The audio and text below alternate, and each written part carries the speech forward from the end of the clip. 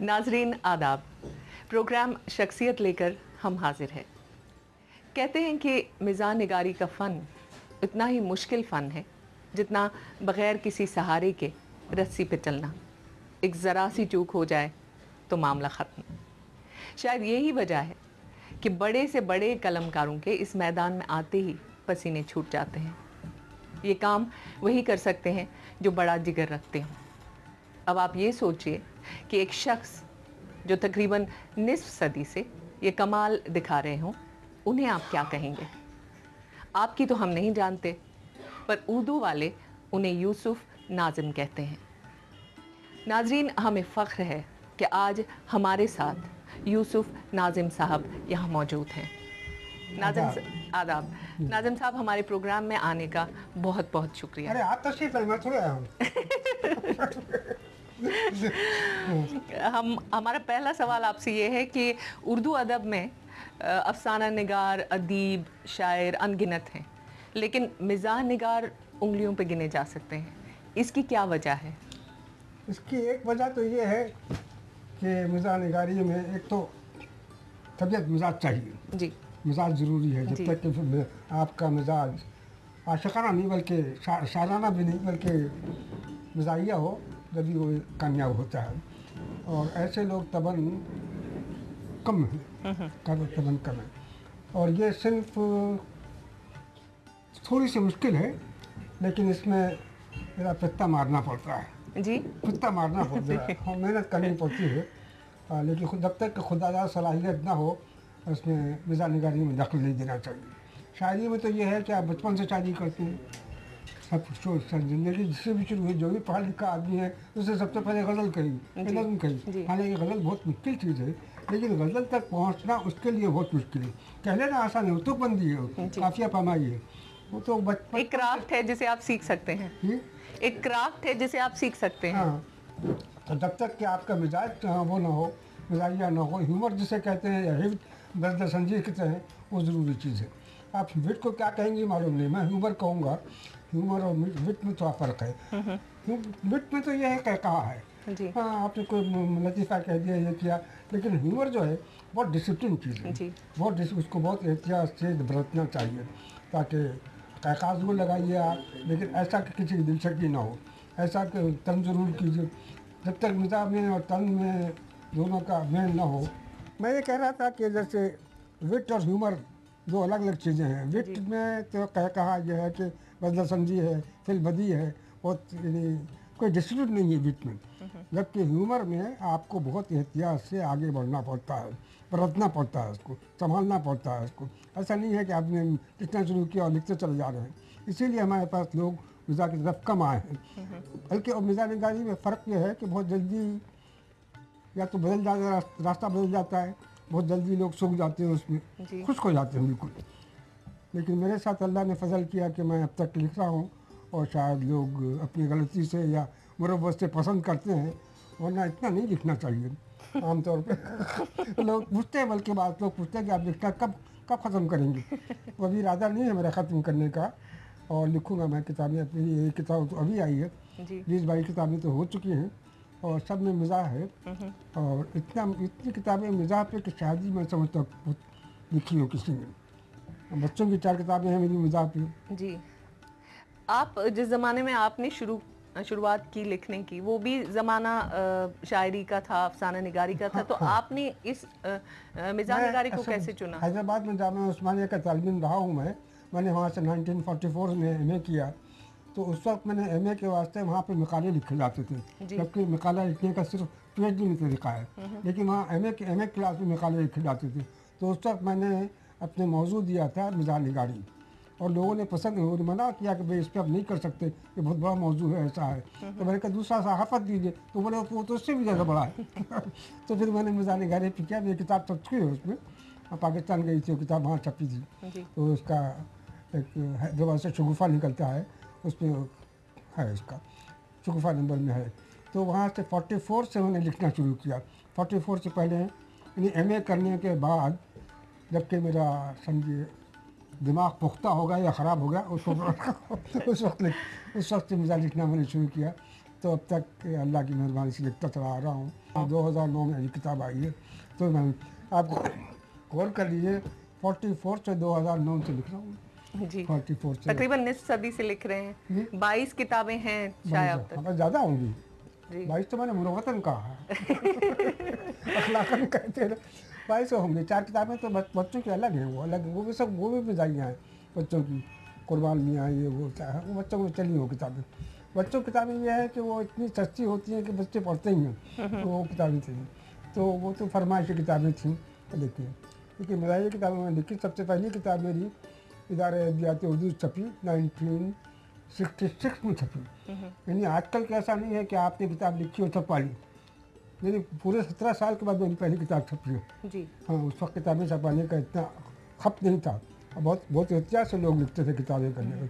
तो पहली किताब मेरी कैफ़ कम इदारे अदबियात से छपी 1966 में, जब मैं यहाँ आ चुका था उस वक्त छपी। उसके बाद फिर हर साल, हर 2 साल के बाद किताबें आती रही मेरी। मिज़ाह में ये है कि तंज़ और मिज़ाह हमारे पास एक तरकीब है, एक साथी होना चाहिए। तंज़ और मिज़ाह दोनों मिला के, जिसको मैं ज़राफ़त कहता हूँ। जी। ज़राफ़त निगारी में तंज़ और मिज़ाह ज़रूरी है, वरना सिर्फ मिज़ाह लिखना बहुत मुश्किल है। सिर्फ मिज़ाह लिखने में हमारे शफ़ीक़ुर रहमान थे, जी उनको सहूलत ये थी कि वो मिलिट्री में रहे थे। वो मिलिट्री में रहने से लतीफ़बाज़ी बहुत होती है कर्नल साहब थे वो, तो उनको बहुत, शफ़ीक़ुर रहमान को इतना पढ़ता था, हम लोग इतना बहुत पढ़ते थे। शफ़ीक़ुर रहमान थे, शौकत थानवी, ये सब लोग मिज़ाह निगार हैं। लेकिन तंज़ और मिज़ाह निगारी में हमारे अब इस पाकिस्तान में तो मुश्ताक़ रिज़वी हैं, यहाँ पे बहुत लोग हैं, बहुत, यहाँ पे भी बहुत लोग हैं। तो आपके इस लंबे सफ़र में और इस अरसे में और अदब पर भी आपकी नज़र रही है, तो मिज़ाह के रंग में कोई तब्दीली, क्या तब्दीली देखते हैं तब से अब नहीं, तक? मिज़ाह में अब तो मिज़ाह में सहूलत यह है कि जो लोग कॉलम निगारी रखते हैं, मिज़ाह का ताल्लुक़ सहाफ़त से बहुत है। जी हमारे पास सहाफ़त और अदब दो अलग चीज़ें नहीं थी। वही लोग सहाफ़त करते थे जो खुद अदीब थे। जी ख़ास तौर पर पाकिस्तान में जिससे देखेंगे आपने, सालिक साहब हैं, दरियाबादी हैं, ये लोग सब जो है ना खुद अपना अखबार निकालते थे, खुद लिखते थे। काजी अब्दुल गफ्फार हैं, ये सब बड़े बड़े सहाफ़ी हैं और बड़े बड़े अदीब हैं। और शायद मिज़ाह का एक कॉलम रोज़ ही हाँ, होता मिज़ाह का था। कलम बहुत ज़रूरी है और उसी से बड़ाई तो नहीं करना चाहिए, लेकिन वो बहुत मकबूल होता है। थोड़ा सा लोग हटना चाहते हैं अपनी, तो डाइवर्शन जिसे होते हैं ना, थोड़ी सी तवज्जो हटनी चाहिए। रोज़ाना सुनते सुनते सुनते तो खबरें सुनते, आज की खबर, जो आज की खबर में कोई अच्छी खबर नहीं आती है। जी हाँ, तो वो खबर ये उसके वास्ते ये ज़रूरी है।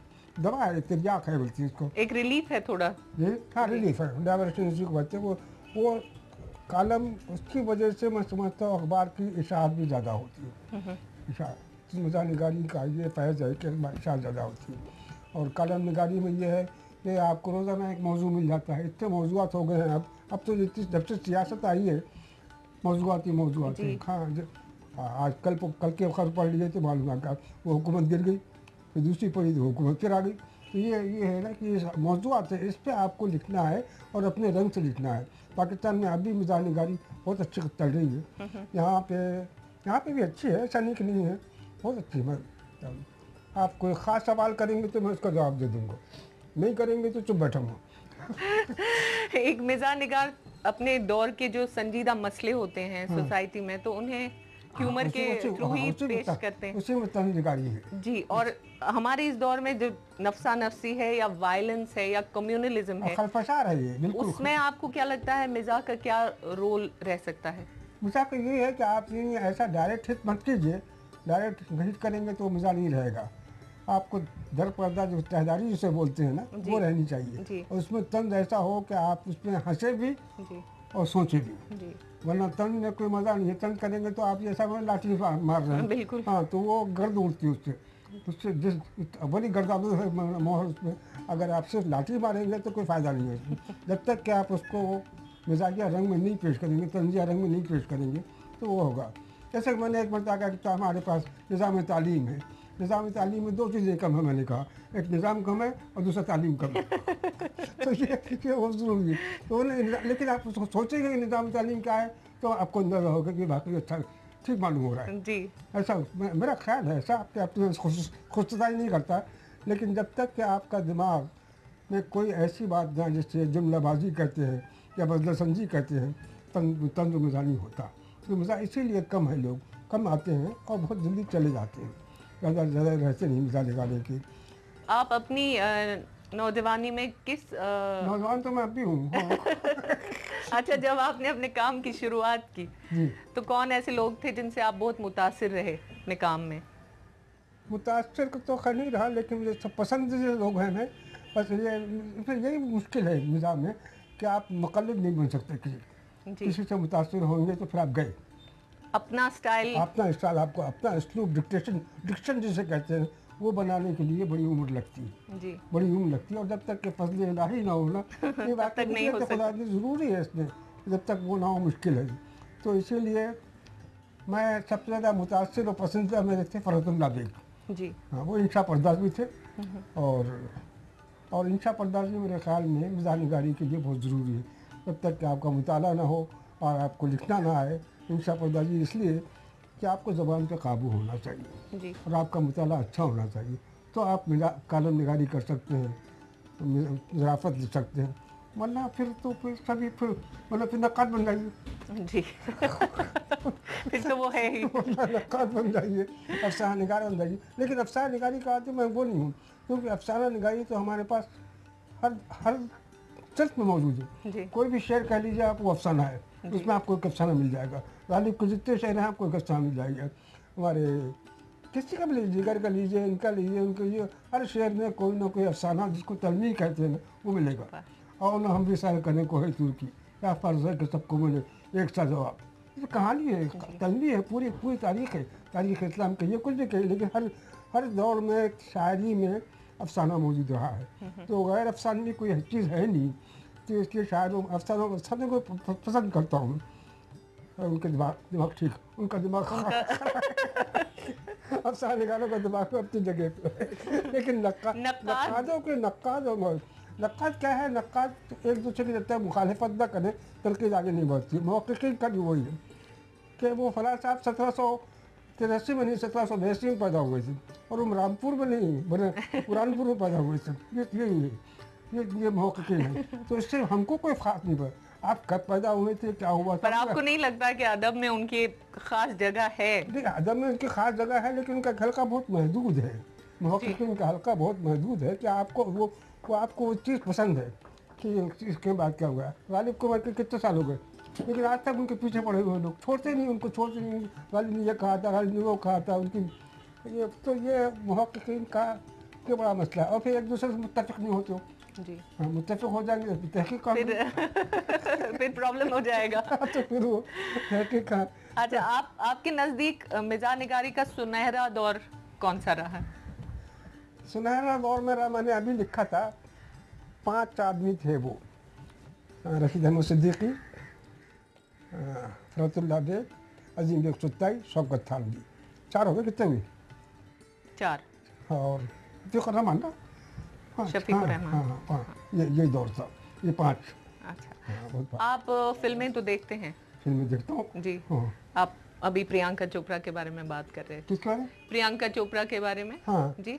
तो आजकल की फिल्मों में मिजाह के नाम पे जो कुछ दिखा रहे हैं, मैं कॉमेडी नहीं कहूँगी उसे, आप उसके बारे में क्या सोचते हैं? आजकल तो आ रहा है ना, मुझे इसलिए पसंद है कि गैर मुस्लिम लोग जिनको उर्दू मादरी ज़बान नहीं है, इतनी अच्छे तलफ़्फ़ुज़ से उर्दू बोलती हैं जी। ये सबसे बड़ी खूबी है सीरियल की। कोई भी सीरियल आप देख लीजिए, क्योंकि सबसे बड़ी खूबी ये है कि उनका तलफ़्फ़ुज़ सही है, ज़बान सही है, लिखने वाले की खैर है, लेकिन उसको जो बोलने वाले हैं वो अंदाज़ा वो बहुत कम लोगों को आता है। जी। मैं गलतियाँ कर लूँगा, लेकिन वो गलती नहीं करेगी, क्योंकि उसका रिहर्सल होता है।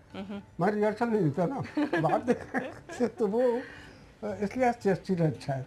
और ये सियासत में तो प्रियंका चोपड़ा है। चोपड़ा पर जो आजकल वो कॉमेडी शोज भी आते हैं टीवी पे, हाँ। आपने देखे हैं कभी? हाँ। तो उसमें जो लेवल रहता है मिजाज का, उसके बारे में क्या सोचते हैं आप? अब कौन सा, आप पाकिस्तान का बोल रहे हैं, यहाँ का बोल रहे हैं? हिंदुस्तान का, इंडिया में जो आते हैं लाफ्टर शो और ऐसे। नहीं, कुछ ज़्यादा इंटरेस्ट नहीं था उसमें। जी। वो लाउड है, वो बहुत लाउड है। बहुत लाउड है, वो बहुत लाउड है। पाकिस्तान का उससे ज़्यादा लाउड है। वो जो आते हैं ना, वो क्या नाम, वो जो मस्खरे आते हैं 2-3 बच्चे, लेकिन है लोग पसंद करते हैं, तो सबसे ज़्यादा पैसा मिलता है उनको, सबसे ज़्यादा पैसा उनको ही मिलता है। जी। अब यहाँ पे हिंदी को कितना पैसा मिलता है, कितना पैसा उसमें बर्बाद करते हैं, हैरत होती है।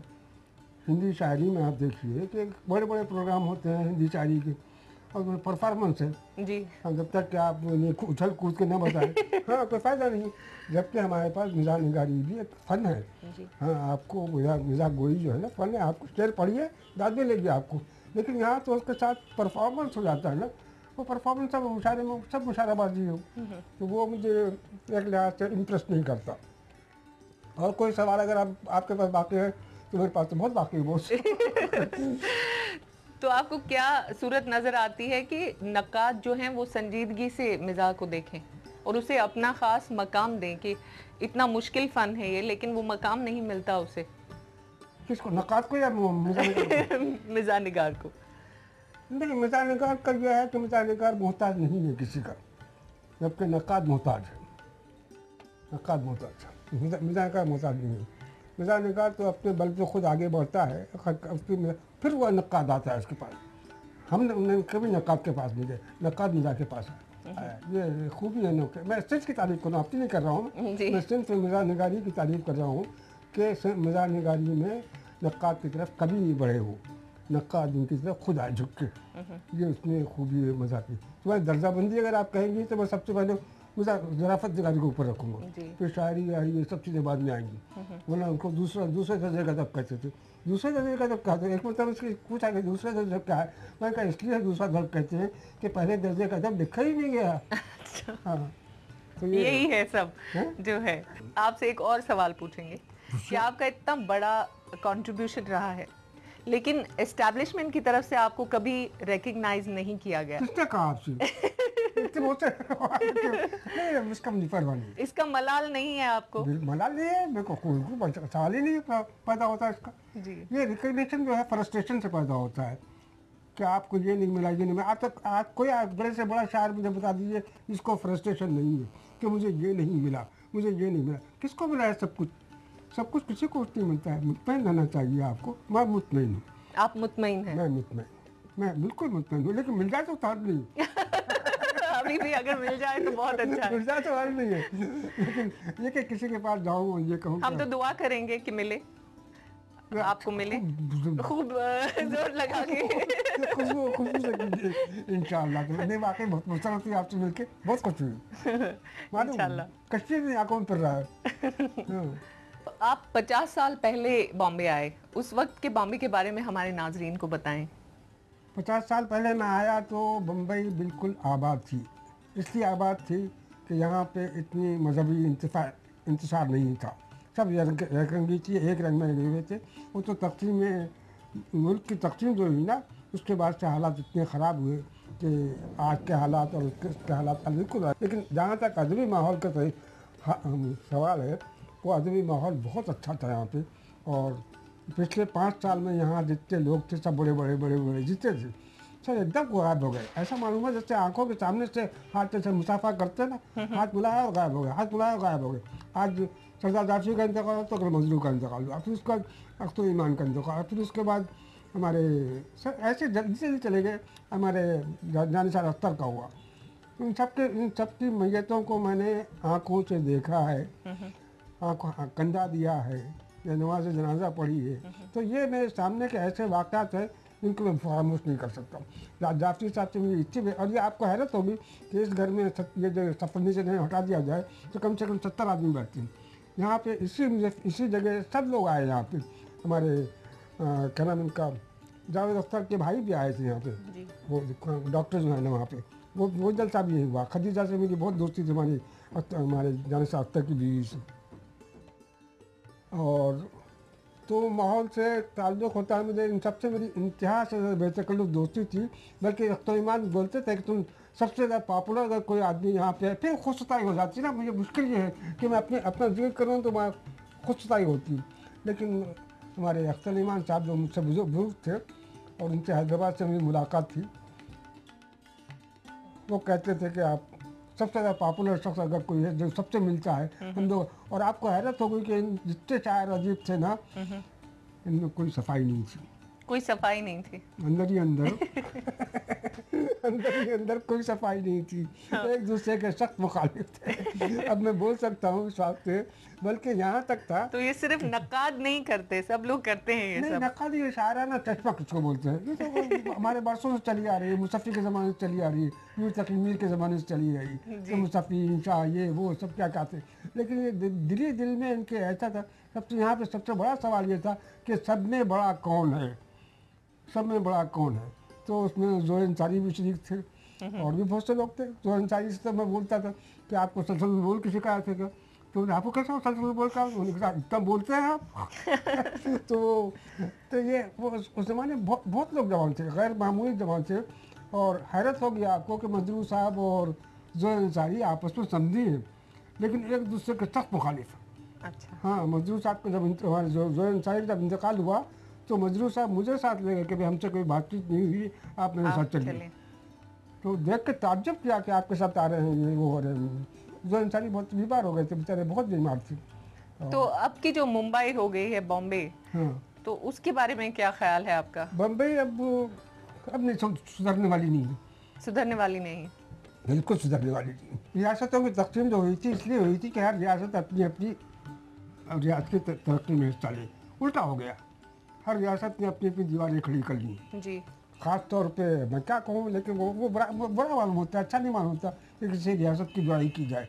लेकिन पंजाब में ऐसा नहीं हुआ, पंजाब में ऐसा नहीं हुआ, उन्होंने अपने दीवार नहीं खड़ी की। अब भी लोग आते हैं जाते हैं, श्रीनगर में ऐसा नहीं हुआ, अब भी लोग आते हैं जाते हैं। चंद रियासतों में ऐसा हुआ, पटना में हुआ।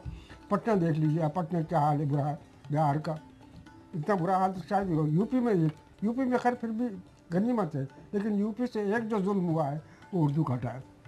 उर्दू को हटाया गया, वहाँ पे उर्दू का एक स्कूल नहीं है, जबकि महाराष्ट्र की सबसे बड़ी खूबी ये है कि सारे स्कूल यहाँ मौजूद हैं। तो सारे स्कूल यहाँ मौजूद हैं और कम से कम 15-20 हज़ार से ज़्यादा मुअल्लिमीन यहाँ मौजूद हैं जो बाहर से आए। इसके जब तक स्कूल है तो मुअल्लिमीन तो होंगे ना, हाँ, बगैर पढ़ाई तो होगा नहीं, तो वो मुअल्लिमीन के साथ तलबा भी होना। तो इतने बार ये सब उर्दू में पढ़ रहे हैं, तो इसलिए महाराष्ट्र वो अच्छी बात है यहाँ की। कोई रियासत नहीं है इतनी बड़ी, श्रीनगर की ज़बान उर्दू है, कश्मीरी ज़बान उर्दू है, लेकिन ये सब ये तकसीम की वजह से थोड़ा फ़र्क पड़ गया।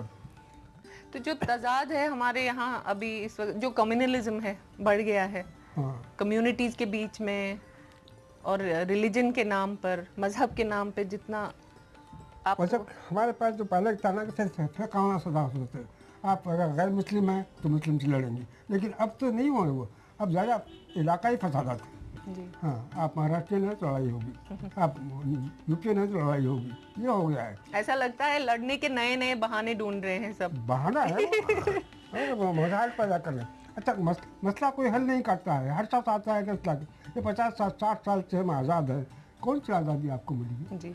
कौन सी आज़ादी आपको मिली? अब भी लोग तरस रहे हैं, लोगों अब भी सड़कों देखिए आप, कहीं कितने लोग भूखे नंगे फिर रहे हैं। तो ये खैर इसको तो कोई नहीं कह सकती है, तो वर्षों चला आ गया। और ये हमारे मखदूम मोहिउद्दीन बोलते थे महाभारत के ज़माने से जो इफ्लास चला आ रहा है वो चला ही आ रहा है, तो ये तो इफ्लास जाने वाला नहीं है, वो तो रहेगा। हाँ, वो रहेगा। लेकिन मैं कह रहा हूँ कि आज भी महाराष्ट्र में उर्दू की वजह से यहाँ के शायरों ने, अफसाना निगारों ने उर्दू को संभाला है। और हमारी नया तबका नई पौध जो है ना, उसमें ऐसे प्रॉमिसिंग शोरा मौजूद है जो आगे बढ़ने की हिम्मत रखते हैं। वरना इन लोगों के जाने के बाद ऐसा मालूम होता कि मुस्तकबिल तारीख हो गया है। लेकिन हमारे सरदार जाफरी से लेकर उबैद आज़मी तक और हमारे क्या नाम उनका, और बहुत से लोग हैं, वो कौन कौन है हमारे, इनके दीवान छप रहे हैं, रोज़ एक दीवान छपते ही है। अभी इनका भी दीवान आएगा ही, उबैद का दीवान भी आने वाला है, होशियार रहिए जी।